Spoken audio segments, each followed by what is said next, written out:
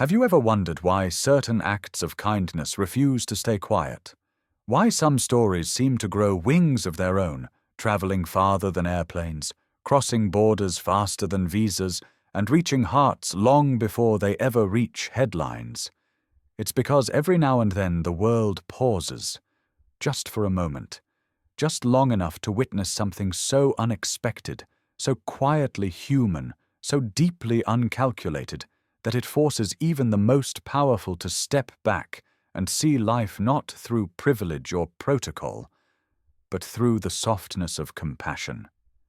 Every generation has a few of these stories, whispers that echo louder than shouts, simple acts that outweigh grand gestures, moments where humanity breaks through the walls that status, wealth, and tradition try to build. And this is one of those moments. A moment when a Saudi prince, a man accustomed to negotiating with nations, signing treaties, commanding battalions, and moving entire economies with a signature, found himself moved not by royalty nor by influence, but by the quiet devotion of someone the world rarely notices. A moment when he did something no political advisor expected, no airport director had ever prepared for, and no ordinary citizen could ever imagine. He ordered an entire desert runway cleared. Security doubled. Airspace restricted. A royal aircraft fueled and readied. All for one Filipino nurse named Lira Marquez. No entourage, no diplomatic caravan. Just a single woman with a worn backpack and a heart that carried more strength than she ever realized. But to understand why a prince would cross oceans of pride for someone with no title, no wealth, no influence, you have to go back to the smallest, quietest detail, the moment so subtle and unexpected that it became the micro-shock that changed everything. It began with a single sentence, a brief instruction whispered across radio channels in the early morning heat. "Prepare the VIP wing. A royal guest is arriving." At first, no one questioned it. VIPs arrived all the time, ministers, diplomats, foreign dignitaries. But then the details trickled in, like sand slipping through a fist. There would be no convoy following the aircraft, no diplomatic luggage, no security platoons, no media presence, only one passenger. One. The airport director frowned at the manifest. A single name appeared where titles normally filled entire lines: Lira Marquez Filipino. Nurse, for a moment, he thought it was a mistake. But orders from the palace never made mistakes. And when he repeated that name out loud, a stillness fell across the room, a kind of disbelieving silence that felt almost sacred. "A nurse?" someone whispered. They cleared the whole runway. For a nurse? Even seasoned staff, men who had seen kings, presidents, sheikhs, felt something unusual stir in their chests. One older employee, who had been there since the airport's earliest days, shook his head with a faint smile. Only Filipinos inspire this kind of loyalty, without ever asking for it. No one argued with him, because deep down everyone sensed it. This wasn't a logistical decision, it wasn't political, and it certainly wasn't ordinary. Something personal, deeply personal, was unfolding. But to understand the weight of what the prince had done, to understand why the kingdom itself seemed to shift its posture for a woman who owned nothing but compassion, you have to go back to where all great stories begin. Not with power, not with royalty, not with grand palaces or perfect timing, but with a child whose heart was breaking and a quiet Filipina who believed that kindness, when given freely, is a form of prayer the world cannot ignore. Long before the desert winds carried the roar of the royal aircraft, before the secret call reached Davao, before officials rehearsed for a guest with no title, there was a hospital room in Riyadh. Cold white lights, machines humming like restless insects, a little girl trembling beneath her blanket, and a woman, small in stature, soft in voice, who walked into that room without fanfare and changed everything. Her name was Lira Marquez, but that part of the story is only beginning. Before she became the unexpected focus of a royal command, before her name traveled through palace corridors and echoed across an empty desert runway, Lyra Marquez lived the kind of life that rarely draws attention. She came from Davao, a place of warm mornings, crowded jeepneys, and neighbors who greeted each other long before the sun fully rose. People who knew Lyra would often describe her the same way: soft-spoken, steady, carrying a kind of gentleness that seemed to wrap itself around anyone who needed comfort. She prayed before every shift, not out of ritual, but out of habit. The simple faith of someone who knew that healing was never just a matter of medicine. Her co-workers said she had light hands, the kind that soothed rather than startled, the kind that could lower a child's heartbeat without a single word. But her real gift was something deeper, something rarer. Lyra made people feel safe simply by standing beside them. Not confident, not brave, not strong, safe. It was an instinct she carried from childhood, the quiet responsibility she felt as the eldest daughter in a family that had weathered more storms than seasons. She learned early that kindness wasn't something you show when life is easy. Kindness is what you give when your own heart is tired, but someone else's heart is breaking more. By the time she reached her 5th year in the pediatric wing of a Riyadh hospital, Lyra had become a familiar presence in the hallways. The nurse who hummed hymns under her breath. The nurse who remembered every child's favorite snack. The nurse who stayed late even when no one asked her to. She wasn't the top-performing nurse on paper. She wasn't the fastest with equipment.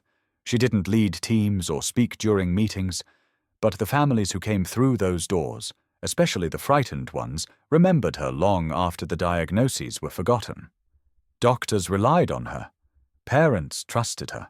Children clung to her.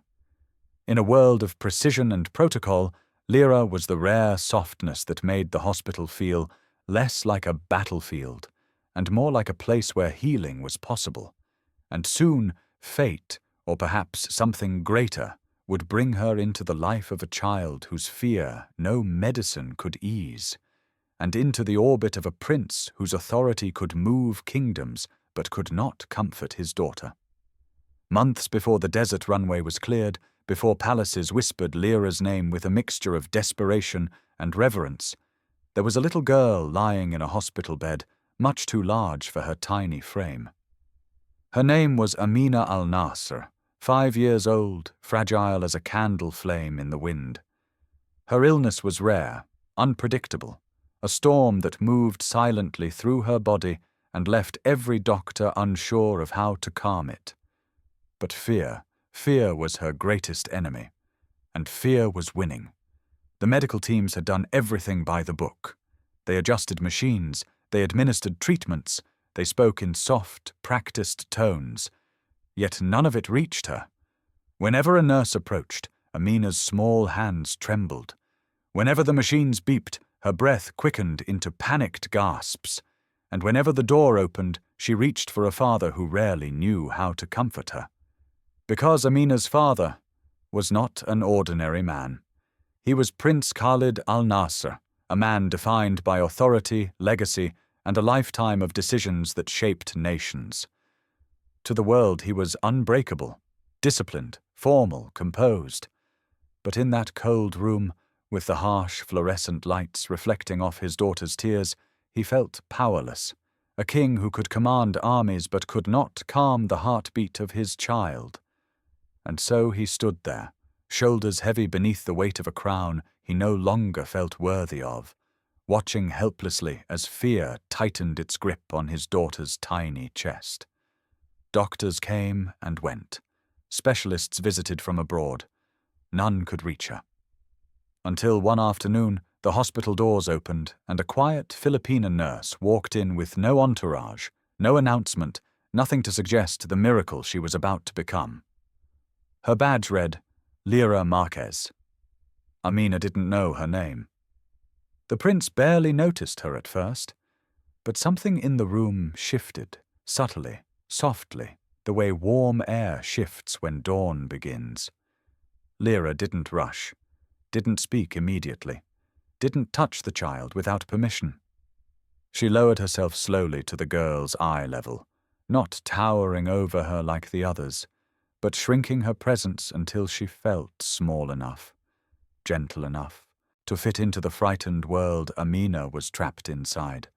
Then, with a smile that felt like home to a child who didn't know homes outside palaces and hospital rooms, Lyra whispered a Cebuano lullaby her own mother used to sing. "Walaika hadlok diri, anak. I'm right here. There is no fear here, child. I'm right here." The words were foreign, but the tenderness was universal. Amina's trembling stopped. Her tight breaths loosened. Her eyes softened for the first time in days. And moments later, as if her small heart had finally found something steady to hold on to, she fell asleep in Lyra's arms. Prince Khalid, standing in the doorway, watched the entire scene with a stillness no one in the palace had ever witnessed. For a man feared by ministers, respected by generals, and followed by thousands, the sight of his daughter's calm brought him to the edge of tears he did not know how to release. He whispered to himself, almost afraid to disturb the fragile peace in the room. How? But even he knew the answer. Some people heal with medicine. Some heal with skill. But once in a generation, someone appears who heals with presence alone. And Lira Marquez was that someone. In the days that followed, something remarkable began to unfold. Not in grand declarations, not in medical breakthroughs, but in the quiet, steady rhythm of two souls learning to trust each other. Amina, once terrified of white coats and hospital machines, began searching the hallways with sleepy eyes for one person and one person only. Not the head physician, not her private doctor, not even her father. She looked for Lyra. When nurses approached with medicine, she turned her face away. When doctors attempted examinations, her hands tightened into fists.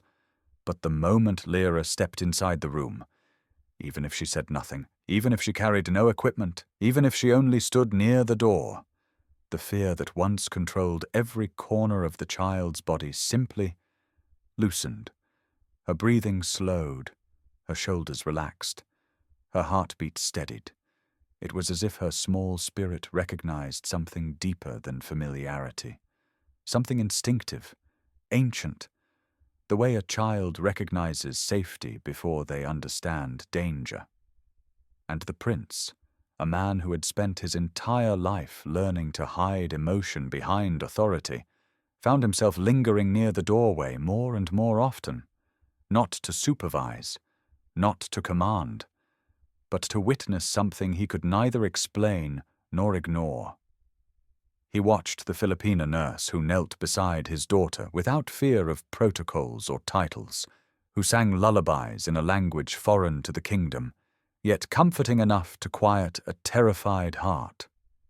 He watched her straighten Amina's blankets with a gentleness that seemed crafted specifically for fragile children. He watched her whisper prayers as if kindness carried its own healing power. And slowly, without realizing it, Prince Khalid began to observe Lyra with the same intensity he once reserved for political negotiations. But this was no negotiation. This was awe, not loud, dramatic awe, but the quiet kind that humbles men accustomed to seeing the world yield to their will. Within a week, hospital staff noticed the change. Amina refused her morning routine unless Lyra initiated it. She wouldn't allow blood pressure checks until Lyra held her hand. And before every procedure, even simple temperature checks, she whispered the same plea. "Where is Tita Lira?" The nickname struck everyone who heard it. Tita, auntie, family. Somewhere between the nights of fever and the prayers whispered into Lyra's hands, the child had embraced her completely. And Lyra, who had meant only to comfort, who had never imagined being central to a royal family's fight with fear, felt a responsibility deepen within her. Not professional duty, not obligation. Something more sacred, something maternal, something rooted in the Filipino heart. Prince Khalid noticed something unexpected happening inside himself. At first he watched Lyra because he didn't understand her influence. Then he watched her because he needed reassurance his daughter was safe. But soon he watched her because her presence softened something he did not know needed softening. It wasn't just Amina who calmed when Lyra entered the room. It was him. He found himself lowering his voice, standing straighter, breathing slower, as if matching the peace this small Filipina carried effortlessly. One afternoon, after observing Lyra whisper another lullaby while Amina drifted into a rare, peaceful sleep, the prince murmured to his advisor, "One day I will understand what she carries. For now it is enough that my daughter does." By the end of that month, Lyra's presence had become woven into the fabric of the little girl's survival. She wasn't just a nurse, she wasn't just staff, she had become a sanctuary. And the prince, whether he admitted it or not, knew the truth. If Lyra Marquez ever walked away, something in their world would break. He just didn't know how soon that fear would become reality, or how far he would go to bring her back. It happened on a Tuesday afternoon, a day so ordinary that no one imagined it would become the turning point in the lives of three people whose worlds were never meant to intersect. Lyra had just finished adjusting Amina's pillows, her soft humming still lingering in the air, when one of the hospital volunteers stepped into the room holding a phone with both hands. Her expression was tight, concerned, the kind of concerned people wear when they don't know how to deliver news gently. "Lyra," she whispered, "this call, it's from the Philippines." Lyra's heart paused. Calls from home rarely came during her shifts, and when they did, they were almost never, for good reasons. She excused herself softly, stepped into the quiet hallway, and lifted the phone to her ear. The voice on the other end was shaking. "Lyra, it's your father. He collapsed this morning. They say it was a stroke." The world around her blurred.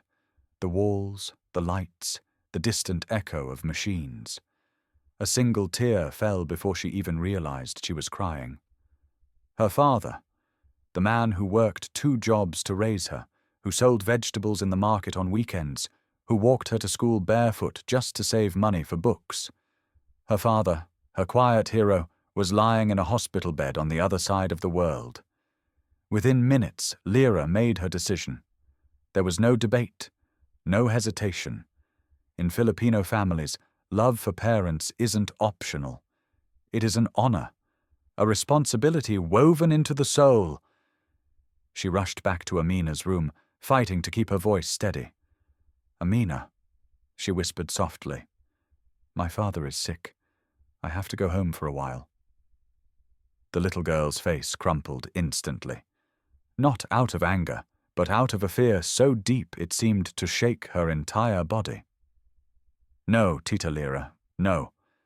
Her small hands reached out, trembling. Lyra swallowed the pain in her throat, knelt beside the child, and pressed a gentle kiss to her forehead. "I'll be back if God wills it," she murmured. "My heart will stay right here." It was the kind of goodbye that shatters quietly, without sound, without drama, just 2 souls trying not to break in front of each other. She left before the child could cry again. She left before she herself fell apart. She left because her father needed her more than she needed to stay strong. Prince Khalid arrived at the hospital that evening, expecting to hear his daughter's laughter soft and fragile under Lyra's lullaby. But when he entered the room, there was only stillness. Amina sat on her bed with her knees pulled close to her chest, her eyes fixed on the door as if waiting for a miracle that refused to come. "Where is Nurse Lira?" the prince asked a nearby nurse. The woman lowered her gaze. "Your Highness, she left. Her father suffered a stroke in the Philippines." Something inside him twisted. Not anger, not frustration, but a hollow ache he had not felt in years. He approached his daughter, sat beside her, and spoke as gently as he could. "Habibti, Nurse Lira will come back." But even he didn't believe the words fully. Lyra had left without fanfare, without demands, without requesting the prince's assistance. She simply slipped out of their lives the same way she had entered, quietly, humbly, selflessly. And Amina felt it. She refused her dinner that night, refused to sleep, refused her treatments. The machines that once responded to the comfort of Lyra's presence now picked up the frantic rhythm of a child unraveling. Every time nurses approached her, she recoiled, whispering, "Where is Tita Lira?" Prince Khalid, a man who negotiated peace between rival tribes, who commanded fleets across deserts, who had never bent his pride even for kings, found himself powerless before the heartbreak of his child. He stood at her bedside long after the doctors left, his hand hovering helplessly near her small shoulder. He could order governments to move. He could command armies to march. But he could not command his daughter's heart to heal without the one person it trusted. That night, as the palace lights dimmed and silence settled across Riyadh, Prince Khalid realized a truth that humbled him in a way nothing else had. They needed Lira Marquez. Not just his daughter, but him. He just didn't know how far he would go to bring her back. 2 weeks passed, 2 long, heavy weeks in Davao, where the heat clung to the walls and the scent of boiled ginger and medicine filled the small house Lyra had grown up in. By day, she cared for her father, washing his clothes with gentle strokes, feeding him warm broth, massaging his weakened hands while whispering the same prayers she used to whisper over her young patients in Riyadh. By night, when the neighborhood grew quiet, and the only sound came from distant tricycles rattling down the road, she sat beside her father's bed and tried not to imagine a little girl halfway across the world calling her name in the dark. But one afternoon, as she hung laundry under the tropical sun, her phone began to ring. The number was unfamiliar, international, formal. Her heart tightened. With a cautious breath, she answered. "Hello?" The voice on the other end was crisp, controlled. The kind used by officials who deliver only important news. "Miss Lyra Marquez," the man said. "His Highness Prince Khalid respectfully requests your presence in Riyadh. A flight is being prepared for you." Lyra froze, cloth still in her hand, the sunlight suddenly too bright, the air suddenly too still. I cannot leave," she whispered, her voice trembling. "My father is ill. I must stay with him." There was a long pause. Not offended, not surprised, but respectful, almost reverent. Then the man spoke again. "His Highness will speak with you personally."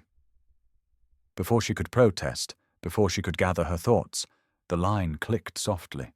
A new silence filled her ear, a deeper, heavier silence that carried the weight of someone powerful breathing on the other end. And then a voice she recognized instantly spoke her name as gently as if it were fragile. Lyra. Just one word. But in that single syllable she heard exhaustion, gratitude, and something she never expected from a prince. Humility. "Your Highness," she whispered. For a moment he said nothing. She imagined him standing in a quiet corner of the palace hospital, his daughter sleeping restlessly behind a glass window, his robes untouched by wind, but his heart battered by fear. Then he exhaled slowly. "My daughter regresses without you," he said softly. "She wakes at night calling your name." Lyra closed her eyes. She pictured Amina, the tiny hands clutching her shirt, the trembling breaths that steadied under her lullaby. But still she answered with honesty. "Your Highness, my father needs me. I cannot abandon him." The prince was silent, so silent that Lyra felt her pulse thudding against her ribs. Then, with a voice fragile in its sincerity, he said, "Lyra, listen to me. If you cannot come, I will not summon you again. Your devotion to your father honors God and honors your family." Those words struck her deeply. No one had ever spoken to her, not a superior, not a doctor, certainly not royalty, with such respect. Then his voice shifted, not authoritative, but pleading. "But my daughter, she asks for you. She fears sleep without you. Doctors cannot calm her. Machines cannot help her. You are the only one she trusts." Lyra pressed a hand to her lips, fighting the tremor rising in her chest. "Your Highness," she whispered, "I don't know what to do." He answered with a truth that broke the last defenses around her heart. "Neither do I." For the first time, the prince sounded like a father, not a ruler, not a commander, not a man used to obedience, but a father terrified of losing his child. Lyra felt tears slip down her cheeks. Her father's soft, uneven breathing echoed from the bedroom. Her heart felt split, one half anchored to the man who raised her, the other pulled toward a child whose spirit recognized hers. "I need time," she whispered. "You have it," the prince replied. "And whatever your choice, Lyra, you will be honored." The line went silent. Lyra stood there in the doorway of her small home, the sun lowering behind the coconut trees, and let the weight of two worlds press against her chest. That evening, while Lyra prepared her father's dinner, she moved slowly. Not from fatigue, but from the heaviness of decisions that have no clear answer. Her father watched her quietly, his once strong hands trembling slightly as he reached for her arm. "Anak," he whispered, "your heart is not here right now." Lyra swallowed. "I don't want to leave you." Her father smiled, weak, soft, filled with a wisdom born from years of sacrifice. "Listen to me," he said gently. "God gave you a gift to heal, not just wounds, but fear." He squeezed her hand. "That child, she is part of your purpose. If she needs you, go.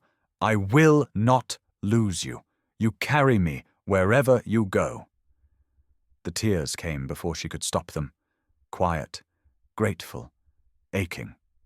That night, under the dim glow of a single bulb, Lyra pressed her phone to her ear and made the choice that would change 3 lives forever. "Your Highness," she whispered, "I will come." And the scent of brewed coffee begins drifting from small neighborhood homes. On this particular morning, as most of the city slowly stirred awake, Lira Marquez stepped outside her modest house with a single suitcase, the same worn brown case she carried when she first left the Philippines years ago. But this time, her hands trembled as they gripped the handle. Not because she feared leaving, but because she understood that her journey now carried a different weight. A child's heart had called her home. A father's blessing had set her free.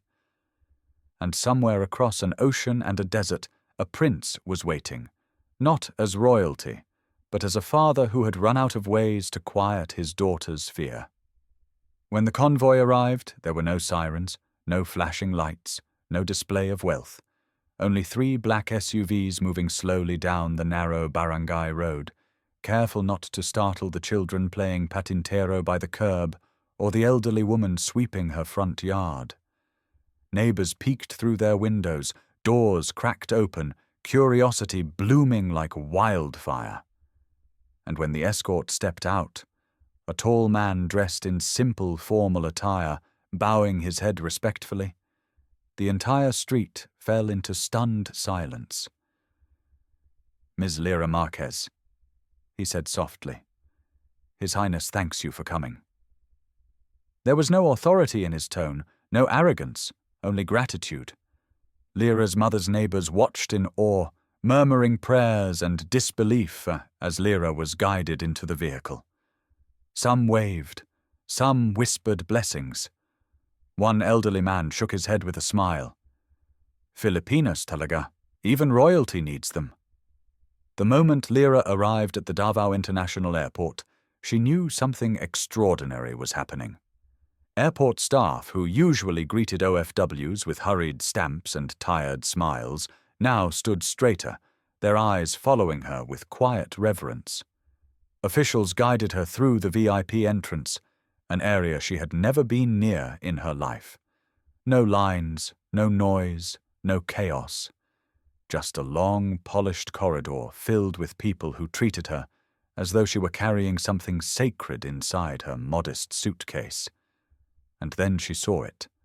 On a private stretch of runway, bathed in early morning sunlight, stood a gleaming aircraft bearing the royal insignia of the House of Al Nasser. Its metallic surface shimmered like liquid silver. Its engines hummed softly, as though the plane itself were breathing. Patient, ready, respectful. It was far larger than anything Lyra had flown on before. Far grander. Far more intimidating. But somehow, in the stillness of that moment, it didn't feel like a symbol of power. It felt like a symbol of trust, a gesture from a father who had placed his hope in the hands of a Filipina nurse the world might otherwise overlook. The captain descended the steps himself, bowing lightly. "Miss Lyra," he greeted, "we have been waiting for you." Lyra stood at the foot of the stairs, the warm breeze tugging at the hem of her cardigan, her heart pounding with a mixture of fear, gratitude, and determination. She whispered a prayer under her breath, a simple one she had carried since childhood. "Lord, make me a vessel of comfort." And as she placed her foot on the first step, she felt something she hadn't felt in years, a sense of purpose so profound it made her chest tighten. This was not about prestige, not about honor, not about being summoned by a prince. This was about a child, a frightened little girl whose small hands once clung to her shirt as though it were the only anchor she had left. "This is not about me," Lyra whispered as she ascended the steps, her eyes fixed on the open door of the jet. "This is about a child." The door closed behind her with a soft hiss.